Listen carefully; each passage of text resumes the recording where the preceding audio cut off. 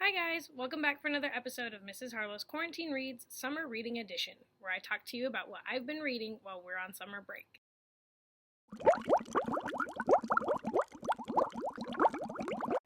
Today's quarantine read is False Value by Ben Aaronavitch. This is the 8th book in the Rivers of London series, which is an urban fantasy series that focuses on Peter Grant, a constable with the Metropolitan Police in London. In the first book, he kind of stumbles onto the fact that magic is real, and the Metropolitan Police actually have an entire unit to deal with magical occurrences. So,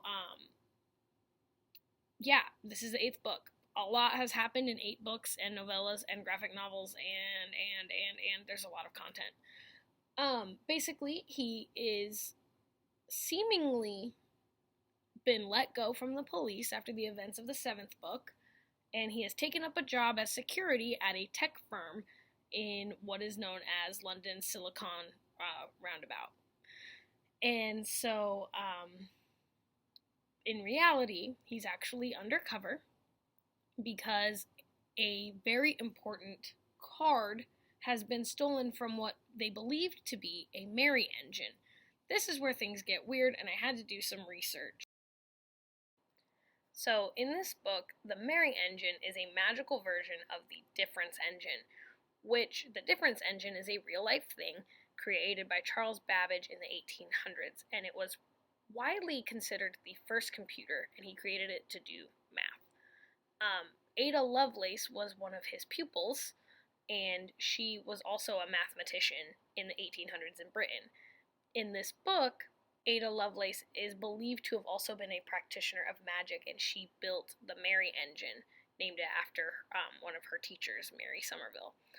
And so she created the Merry Engine to kind of go above and beyond what Babbage was capable of with his Difference Engine, and that's how we get where we are in the book. So basically, Peter is undercover, he's looking for this missing card for the Merry Engine, and it turns out this company is trying to use the Merry Engine to develop a magical artificial intelligence. Things get crazy really fast, and really intense and fun. Again, this series is a ton of fun for me. What I really liked was that this is the first time in this series that Peter has really tackled technology. Technology and magic do not mix in this world. Every time Peter does a spell, he shreds the computing components in his cell phone, and to the point where he has a manual off switch, a kill switch for his phone, so he can turn it off if he's about to do magic. So I thought it was really interesting to see him in this completely new setting. Plus, 7 books worth of Peter, he has been a public servant working with the police. And now he is basically working in the private sector in this highly competitive, crazy Silicon Valley-ish world. And so it was very interesting to see him in that capacity. It was another super fun book. Aaronavitch is pretty good at pumping them out quickly. They're not super long. I think this one was just over 200. Might have been around 300 pages. It didn't feel that long. And yeah, I have been reading these books for years now, and they're really just a fast read, fun, action-packed. Peter's very relatable, even though he's a British biracial police officer that I have actually nothing in common with. His voice is really distinct and relatable and funny.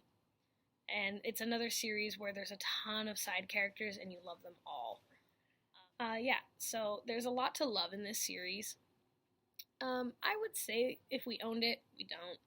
If we owned it, it would definitely go in adult just because there's some adult themes and language, but I think the crossover appeal is definitely there. There's nothing too sketchy. There is some violence. The first 4 books or so are kind of gruesome in places, but they're meant to be. And so I think, if we own something like the Game of Thrones, this would definitely be a possibility. Highly recommend. I might actually look into purchasing them or maybe getting them as audiobooks in Sora, because I think that would be a really good fit. I think that's all I have for you guys today. So hit me up in the comments. Let me know how you're doing, what you've been reading, and what you've been up to. And hopefully we'll talk soon. School is right around the corner.